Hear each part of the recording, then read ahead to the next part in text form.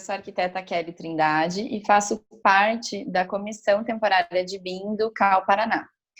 Eu e minha sócia, Morgana Voltolini, somos especialistas em BIM pelo IDD e hoje vamos falar um pouco sobre como implementar BIM nos escritórios de arquitetura. Olá, pessoal. Então, eu sou a Morgana, também faço parte da comissão BIM e a gente vai falar então para vocês como faz uma implementação do BIM nos escritórios. Então, vamos começar aqui. Então, aqui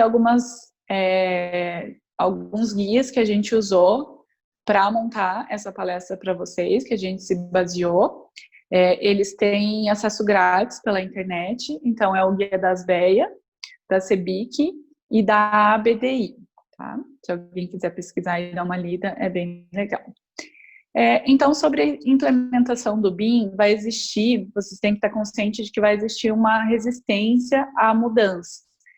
Assim como existiu a mudança da prancheta para o CAD, vai existir essa mudança do CAD para o BIM também. Vai existir aquela quebra da zona de conforto. Então, tudo que tira a gente do conforto, deixa a gente inseguro, de fazer esse tipo de mudança. Também vai ser necessário vocês preverem que vai existir uma mudança tanto em infraestrutura do escritório, treinamento da equipe, a revisão de todo o processo de trabalho que existe hoje no escritório. Também vocês têm necessidade de conscientizar toda a equipe, porque se um não aceitar a fazer toda essa modificação, isso pode prejudicar todo o andamento dessa implementação. E, claro, como eu falei, existe essa insegurança da capacidade de realizar o trabalho, de agora ter que rever prazo e rever todo esse processo do escritório. Existem 4 etapas importantes para a implementação do BIM, que é o diagnóstico, o planejamento estratégico, o plano de implementação e o monitoramento.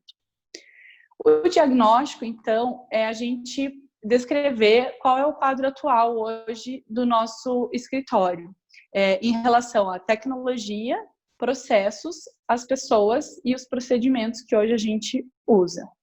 Então, para fazer essa listagem de cada um desses itens, é importante que a gente defina os objetivos da implementação do BIM. Para que a gente quer? Vai ser para modelagem, vai ser para extrair documentos, vai ser para construtoras, eu trabalho com obras grandes, trabalho com residenciais, então tudo isso é preciso definir. Também é preciso listar os pontos básicos que vai ser a adaptação do escritório. O diagnóstico de tecnologia, então, ele consiste em pensar em todo o investimento que você vai ter agora no escritório, isso em relação a software, hardware, internet, rede externa, porque agora com o BIM existe uma grande troca de informações no escritório ou até mesmo com pessoas de fora.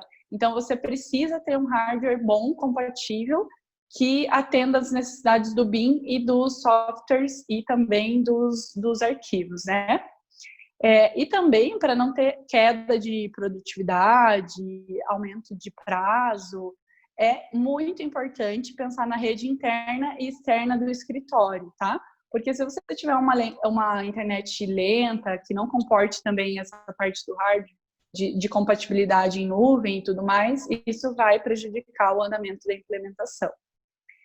Também é preciso fazer um diagnóstico de todo o processo.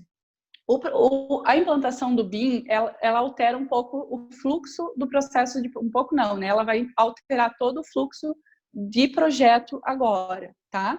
Claro que a gente consegue adaptar um pouco do que a gente já sabe, do que já existe no CAD, mas é importante ter a ideia de que isso vai alterar, assim, um pouco do fluxo.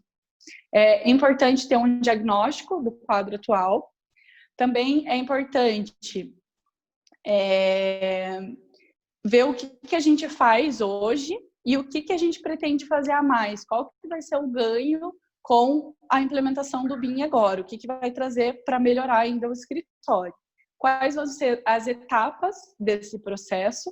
o que eu quero dessa implementação de BIM, o que eu quero gerar, como eu falei, é modelagem, é informação, é prazos também. Então, tudo que eu quero melhorar no meu escritório, que eu acho que o BIM pode trazer de positividade, o procedimento da execução desses processos, o controle do projeto e também fazer um fluxograma e um checklist de todos os manuais de escopo. Aqui, então, a gente tem um quadro dos processos que a Kelly vai explicar um pouquinho melhor para vocês.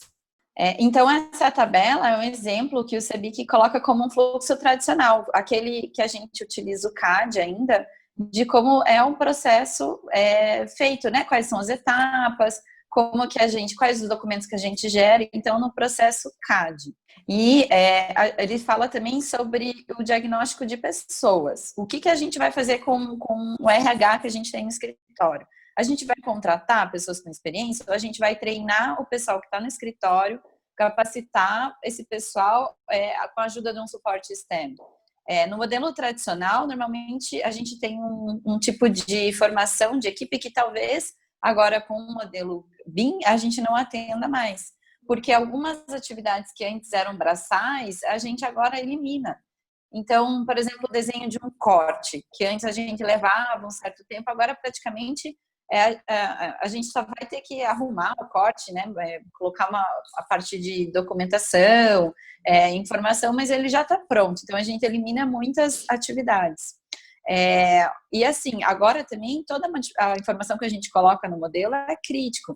Então, se antes a gente pedia para algum auxiliar colocar a parede, agora não, a parede que a gente está colocando já tem informação, ela está numa posição certa e ela depende então já de ela precisa que a pessoa tenha mais experiência para colocar esse tipo de informação.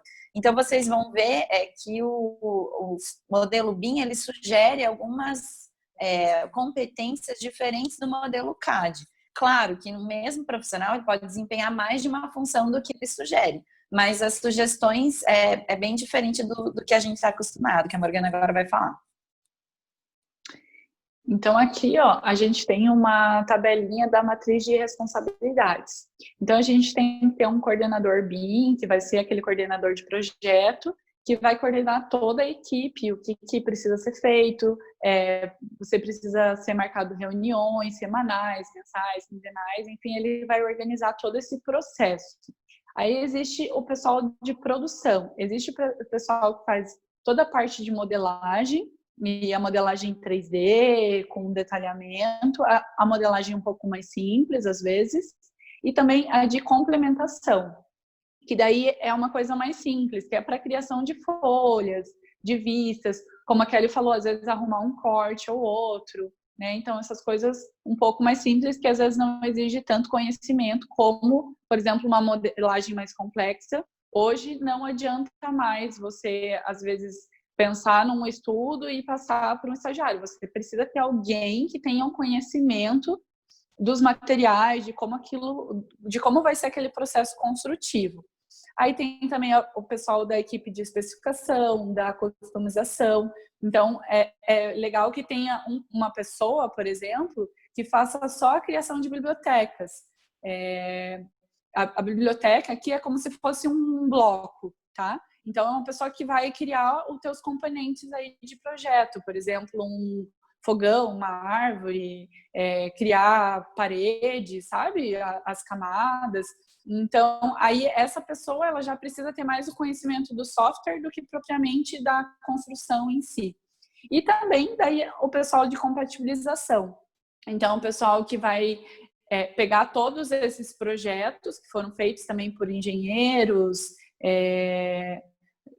hidráulica, elétrica e tudo mais, para fazer o clash detection, para fazer todo o relatório do que deu certo em cada projeto, ou se alguma coisa deu errada, vai ter que passar para o coordenador para se fazer uma reunião, para passar onde que está o erro e qual que é a necessidade da modificação.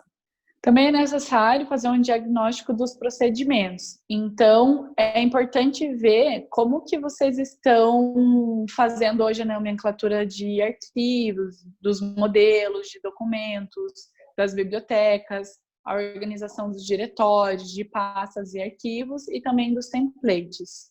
Hoje em dia é mais comum as pessoas simplesmente fazerem, ó, a gente faz as boas práticas, as pessoas simplesmente fazem porque todo mundo faz igual, mas isso não existe um processo fixo, consolidado, escrito, de como vai ser a nomenclatura dos arquivos, de como vai ser a organização de pastas, sabe? De como que é os templates, as pessoas simplesmente fazem. Então é importante você parar, pensar, analisar, escrever isso para que isso depois fique fácil de você transformar. É importante também que a gente faça um plano estratégico para essa implementação. Definir os escopos, desenvolver um cronograma para a meta, né? Porque às vezes a gente está lá na correria do escritório, a gente vai implementar, mas o negócio vai indo e não tem fim, sabe? Então é importante que tenha uma meta estipulada para o escritório para que seja feita essa implementação até determinada data. É importante também, como a gente falou aqui algumas vezes, definir qual é o grau de profundidade e o que será extraído do modelo BIM. Porque o modelo BIM, ele nos proporciona um grau de profundidade de documentação, de modelagem muito alto. Então, você precisa ver qual é a tua complexidade do seu escritório. A gente não vai tão a fundo na modelagem, enfim, então tudo isso é muito importante saber também para definir, para você poder estar definindo prazos, definindo essa transição. É também importante definir quem vai coordenar toda essa participação, a colaboração entre as partes envolvidas. É necessário estabelecer os procedimentos de qualidade do modelo. Então, aí, às vezes, até é importante ter alguém que já tenha esse conhecimento para saber qual é o nível de detalhe que está sendo feito. E após esse período de treinamento, é natural que a equipe vá ter uma queda de produtividade. Afinal, está sendo aprendido um software novo, né? Então, não tem aquela agilidade com algo que você já conhece há mais tempo. Então, é necessário que se faça esse planejamento de período de transição em relação aos projetos, principalmente aos que estão em andamento. Aqui no escritório, a gente tentou implementar com algum projeto que não tivesse um prazo tão apertado, que o cliente sabia que a gente estava fazendo essa implementação. Então, de repente, fazer isso no escritório, sabe? Às vezes, abrir isso para o cliente, perguntar qual é a urgência dele, porque se ele não tiver urgência, é uma possibilidade de ser esse o projeto que você pode usar para esse período de transição, de modelagem. E definir a intensidade da carga de trabalho, né? Se vai ter um período do dia que vai ser destinado para implementação, ou vai ser cursos em horas extras, né, fora do horário normal de trabalho.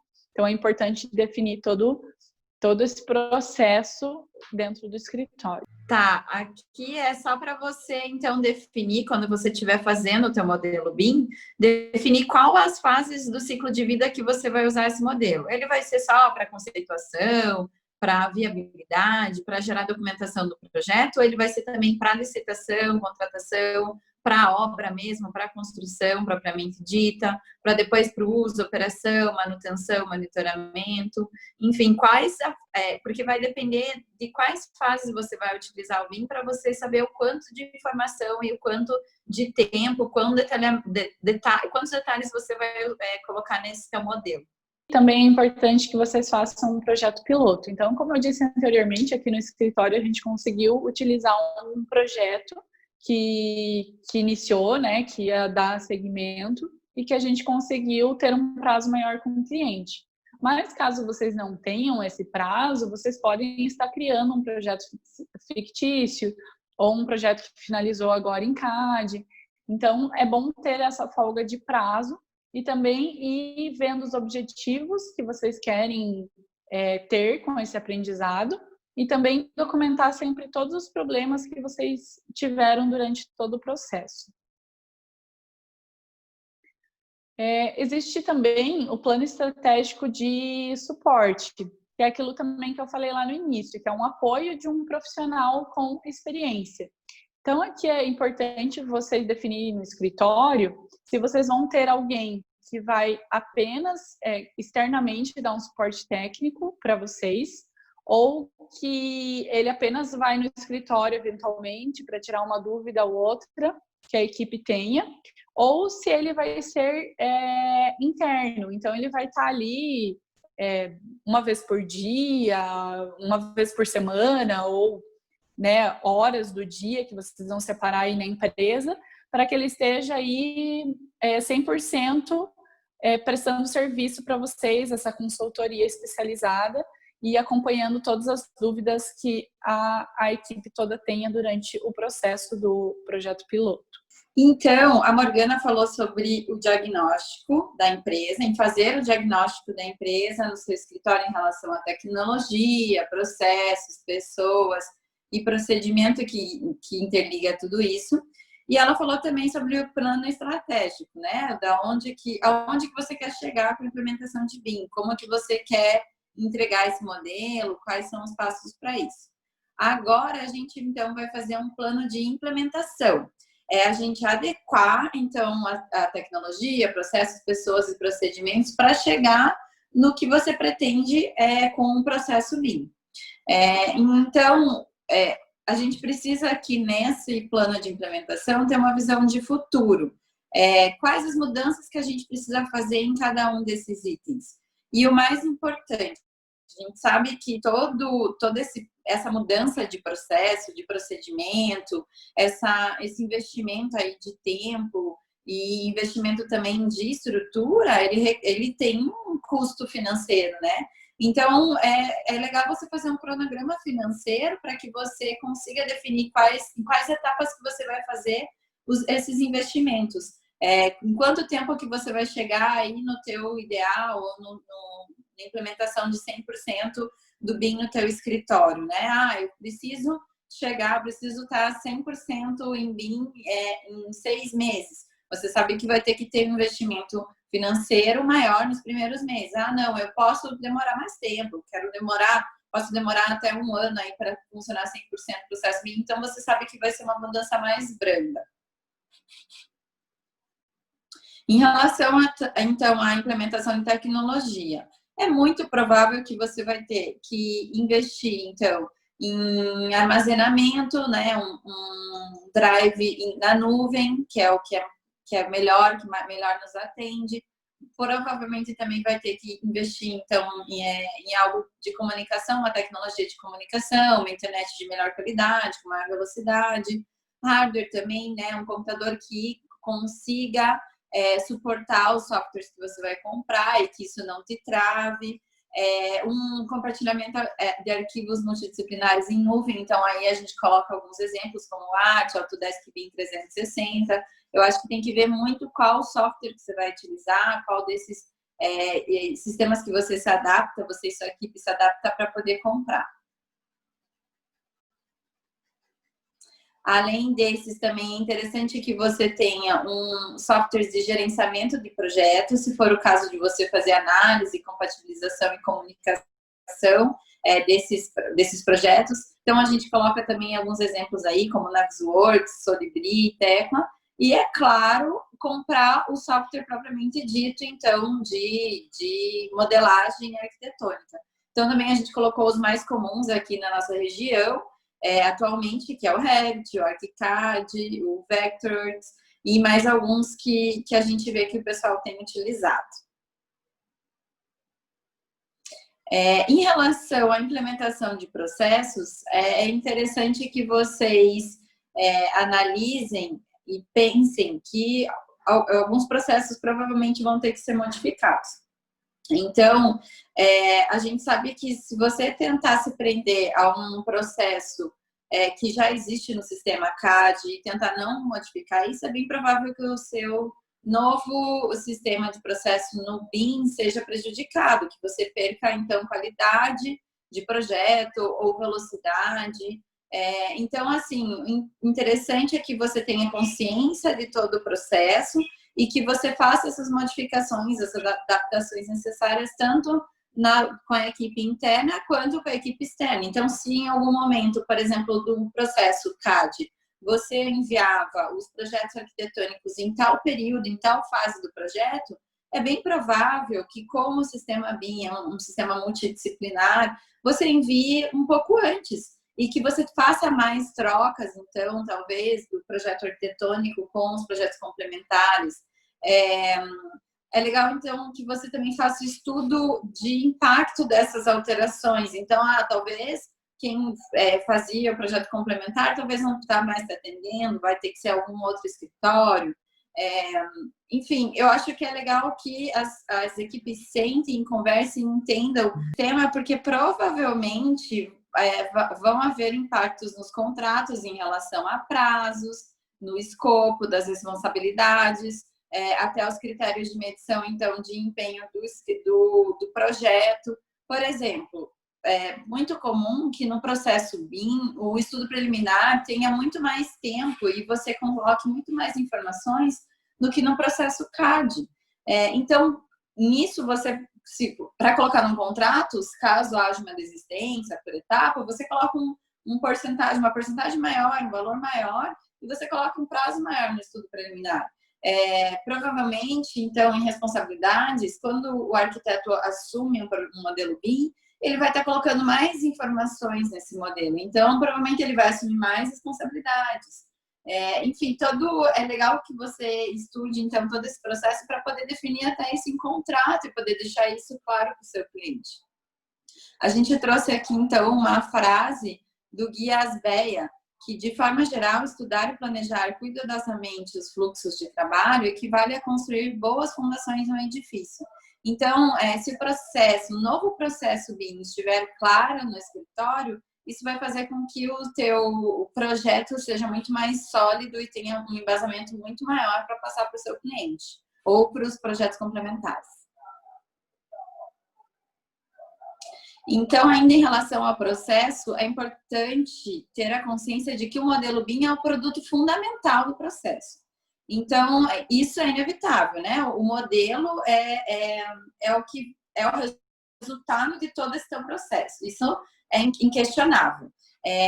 O que muda é que, assim, que após a finalização do projeto, você entrega esse produto, esse modelo BIM, para os seus clientes, para que ele continue passando todo o ciclo da cadeia da produção da construção. Então, para o planejamento, para o as-built, para o gerenciamento do empreendimento e até depois para a demolição. Só que, além dessa entrega desse modelo BIM, você também vai continuar gerando todas aquelas documentações do projeto tradicional. Então, você vai continuar gerando planta, corte, elevação, as tabelas estatísticas, tudo isso continua existindo, até para conseguir alvará, para você ter isso documentado, né? E claro, agora, como você está projetando em BIM, é bem provável que alguns entregáveis antes que você iria cobrar mais, ou que você desprenderia um tempo muito maior para fazer, se fizesse, agora você vai ter muito mais facilidade, você consegue entregar para o seu cliente com muito mais facilidade, que é o caso que a gente coloca aí de detalhes perspectivados e explodidos, às vezes um modelo de massa, né, com análise do entorno, modelos as-built, modelo para gerenciar as instalações do empreendimento, enfim. Isso você consegue entregar com muito mais facilidade. E às vezes até sem nem cobrar muito a mais por isso. Aqui, então, a gente tem um exemplo de fluxograma de um estudo de viabilidade sugerido aí pela guia BDI. Então, a Morgana agora há pouco explicou um fluxograma de um estudo de viabilidade de processo normal, do processo CAD. É legal vocês abrirem essa bibliografia que a gente colocou como sugestão, esses 3 guias, e analisar certinho como que é um processo CAD, como que é um processo depois do BIM, ver o que muda, então, em relação à geração de documento, em relação à fase, a troca de informação, por exemplo, com o pessoal da engenharia. Vocês vão ver que alguns processos vão mudar por causa dessa nova tecnologia. Em relação a pessoas, então, o que os guias sugerem é que haja um treinamento de equipe. É legal, então, que você trabalhe com essa equipe a introdução ao BIM, não só, né, ensinar a mexer com software. Não, você tem que explicar o que é o BIM realmente, um conteúdo teórico, né? Então, sobre a nova plataforma de trabalho, explicar essa diferença aí de processos, de pessoas, de tecnologia, de procedimentos, o porquê que muda isso. É legal também você, então, colocar um conteúdo prático, então, sobre a ferramenta, fazer o pessoal mexer e fazer operações específicas do teu escritório. Então, como a gente normalmente trabalha com projeto hospitalar, por exemplo. Então, fazer com que a equipe trabalhe com um projeto hospitalar, produzindo biblioteca, documentação, e também explicar sobre os novos processos aí adotados a partir da implementação do BIM no escritório.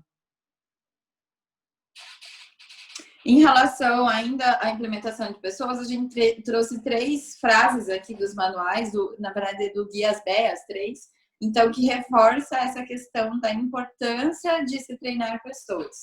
A primeira é: a adequação das aulas ao plano de implementação permitirá que cada profissional treinado tenha a possibilidade de aplicar na prática os conhecimentos recém-adquiridos, evitando esquecimento e desinteresse pelo projeto de implementação. Então, o que ele fala depois de feita a aula, você traça um plano de implementação, você traça um plano para adequar o teu escritório, para que as pessoas coloquem aquilo em prática e não caiam no esquecimento. A segunda frase, então: é recomendável a cada empresa preparar conteúdos específicos simulando situações de projetos particulares, no quais o software será explorado dentro do contexto mais objetivo e mais próximo da realidade diária. Por exemplo, aqui no escritório, como a Morgana falou, a gente utilizou um projeto para começar e como modelo, e a gente pegou um projeto em que ele tinha um mezanino, que tinha diferença de nível. Quando você começa a aplicar a ferramenta numa situação específica que acontece no teu escritório, você consegue ver aquilo de uma forma mais real, né? Você consegue depois aprender para colocar aquilo em outros projetos, então, que vão vir aí acontecer. E a terceira frase que ele coloca que é preciso lembrar que o BIM está em constante evolução. Então, ele coloca aqui que é importante que a equipe se mantenha atualizada, porque o que talvez hoje exista aí de software, de BIM, por exemplo, para projeto arquitetônico, daqui a pouco já tenha outro fabricante que seja muito melhor, muito mais adequado para o teu escritório, ou até em relação aos plugins. Os plugins vêm surgindo a cada momento, cada vez mais, ou então até em relação aos procedimentos mesmo, aos processos. Então, se num conjunto de softwares é interessante você trocar informação com o pessoal dos projetos complementares no momento, em outro conjunto de software talvez isso mude, sabe? Então, é interessante que a gente, como arquiteto, esteja sempre escutando aí podcasts, vendo aulas, lendo sobre assunto, enfim, em constante pesquisa na internet sobre isso. Então, em relação aos procedimentos, como a Morgana comentou, nosso meio é muito comum que a gente não tenha isso documentado e que a gente simplesmente faça do jeito que a gente aprendeu, que sempre fez, o que a gente acha correto, e que a gente não tenha isso documentado. Então, esses guias, eles sugerem que, após a gente entender e fazer esses treinamentos aí de BIM, que a gente entenda esses procedimentos e documente isso para que a gente tenha uma maior uniformidade nas entregas dos nossos projetos. Então, a gente coloca nesse manual os sistemas de classificação das informações, os processos de modelagem, os formatos dos arquivos, a avaliação da progressão do desenvolvimento dos trabalhos, o LOD de cada uma das etapas, informações críticas que serão trocadas, então, com a equipe de engenharia, com os clientes, e como será feita essa troca de documentação. É legal também que você anote quais os erros que você teve, aonde você tem que colocar ponto de atenção. Então, por exemplo, a gente errou em um projeto aqui nessa troca de informação com a engenharia, deu tal tipo de problema. Quanto às bibliotecas, é interessante, então, que o escritório, ele comece porque tem muito fabricante que já cria essas bibliotecas, né? Então, ele olha, analise, faça um download, abra e entenda quais bibliotecas que têm uma boa base de informação, quais as bibliotecas que têm um bom padrão gráfico de acordo com o escritório, e faça as adaptações necessárias e coloque informações necessárias, quais os parâmetros que você, como escritório, vai entregar em relação àqueles blocos, em relação àquelas bibliotecas, e vai fazendo essa adequação e vai criando, então, uma pasta aí com as bibliotecas padrões do escritório, que é como a gente fazia já com o sistema CAD, porém, agora adaptado para o sistema BIM, sabendo que uma biblioteca é um ponto bem fundamental e importante para a qualidade do projeto. Os templates, então, da mesma forma que o sistema CAD, ele é usado para a gente iniciar o projeto e que a gente consiga ter uma eficiência produtiva. Então, que você não tenha que criar padrões a cada projeto. Ele faz com que o trabalho seja mais organizado e que você tenha um padrão também da entrega, um padrão de famílias também que você já tem pré-carregado. E é legal que você tenha uma pessoa responsável no teu escritório que organize esses templates, que revise, que vá fazendo sugestões ou que vá fazendo as alterações necessárias no decorrer. É interessante também que você tenha templates diferentes para diferentes tipos de porte de projeto ou diferentes tipologias de projeto. Então, o que é importante você ter no template? Unidades de medida, os tipos de achura, como que são as famílias dos objetos, a escolha dos estilos e espessura de linhas, criação de carimbos, configurações dos níveis, os tipos de parede, porta, as etiquetas, tags, que a gente chama, que é o que serve para colocar, então, um tipo, né, para você colocar, por exemplo, essa parede é de tal tipo, essa janela, qual que é o nome da janela, as medidas, configurações de textos, cotas, materiais, o tipo de tabela quantitativa que você vai ter, com os títulos, que tipo de informação que ela vai ter, diferenciar também daí aquilo que eu acabei de falar, os templates em relação às disciplinas também, né, arquitetura, estrutura e as tipologias e portes da identificação. Para a organização, então, da tua pasta e dos seus arquivos digitais, é legal que você tenha uma regra de nomenclatura desses arquivos. É bem provável que, como o arquivo BIM, ele carrega muito mais informação que os arquivos CAD, você tem um menor número de arquivos. Então, isso vai fazer com que você reestruture, então, todos os padrões de pasta do teu escritório. E também os manuais colocam uma atenção em relação às organizações até das próprias famílias. Então, ele coloca aí uma sugestão de como você pode categorizar as famílias e depois distribuir por nome de arquivo.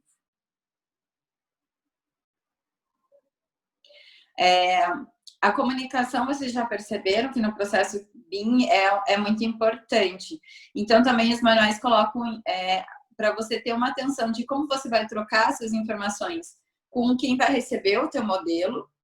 Então, por exemplo, a equipe que vai executar a obra, a equipe que vai desenvolver os projetos complementares, que tipo de arquivo que você vai trocar com essa equipe, se vai ser formato aberto, ou se vai ser IFC, ou se vai ser PDF, que tipo de informação que você vai passar para eles e como que você vai receber também esses arquivos, né? Porque você normalmente tem uma troca de arquivos, então, por exemplo, com os projetos complementares.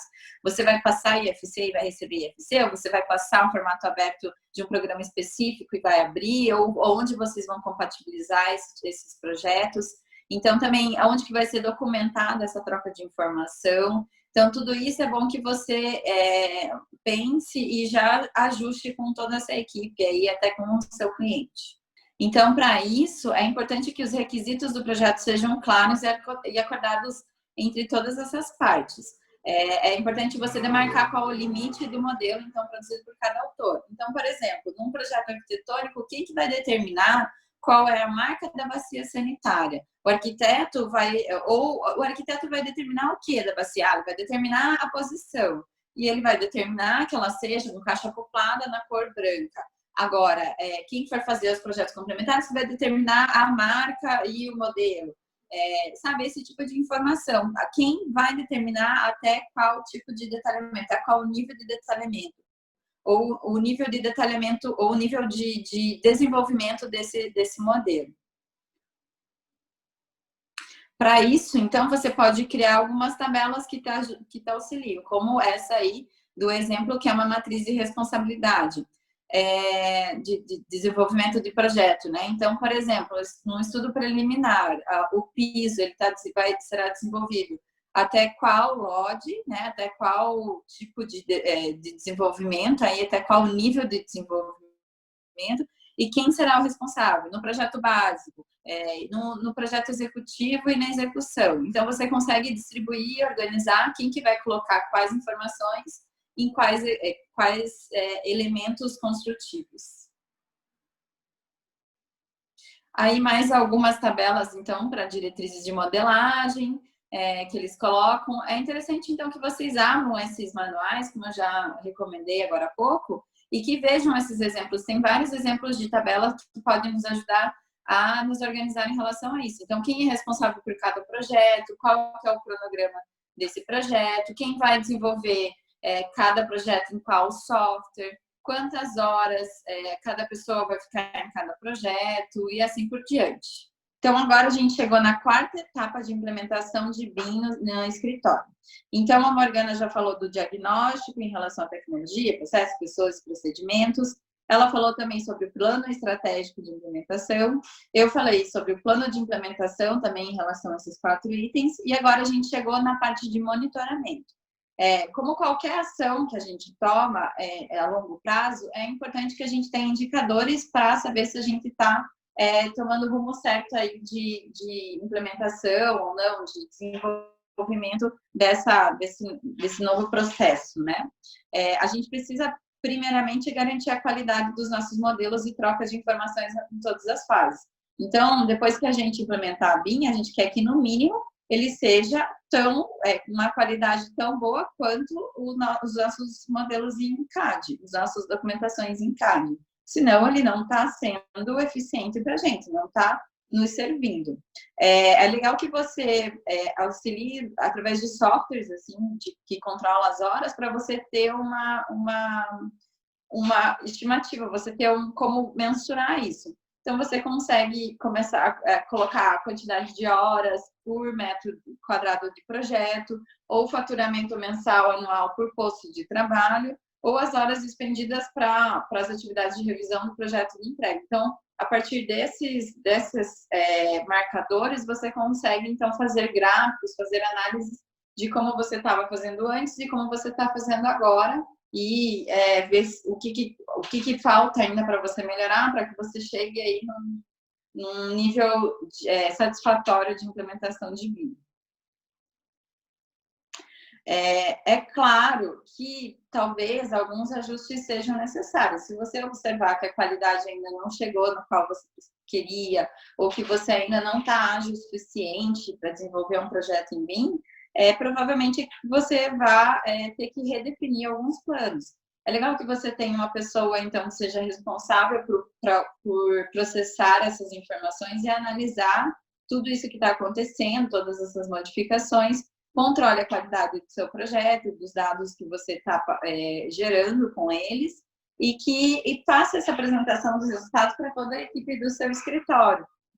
Com isso, ela vai entendendo quais são as causas dos erros, quais ajustes é necessário para que vocês consigam efetivamente ter um nível satisfatório de BIM, e vocês vão fazendo as adequações necessárias aí para que fique 100% e que fique redonda essa implementação. Então, aí estão os nossos contatos, o meu e da Morgana. O nosso currículo, então, a gente é pós-graduada pela PUC em gestão de escritório de arquitetura, no IDD em projetos aplicados de BIM, a gente tem experiência aí com ISO 9001 e a gente dá aulas e palestras sobre o tema. Além de fazer parte, é claro, aqui da comissão do CAL Paraná aí de BIM. A gente quer que vocês, então, curtam esses nossos vídeos, compartilhem com quem vocês acham que possa interessar, comentem se tiverem qualquer dúvida ou o que vocês acharam ou qualquer sugestão de temas que vocês querem que a gente aborde, e qualquer coisa ficamos à disposição. Muito obrigada e até o próximo.